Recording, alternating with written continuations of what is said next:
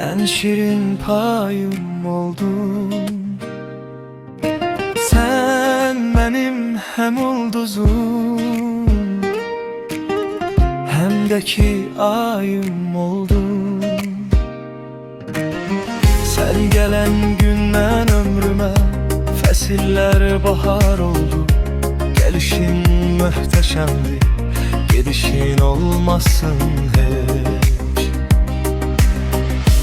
Bakarak gözlerine diyerem sevdiğimi, ne kadar sevsem bile az olar sevgim sana. Gitmesen daha ömrüm, gelmenim ol sen ömrüm. Bakarak gözlerine diyerem sevdiğimi, ne kadar sevsem bile az olar sevgim sana. Gitmesen daha ömrüm, gelmenim ol sen ömrüm.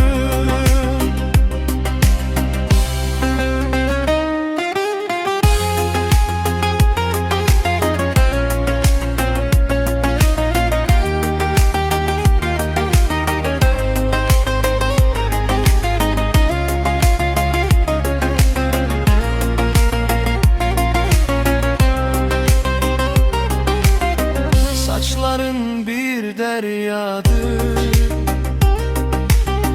gözlerin sanki deniz, ellerin bir cennettir,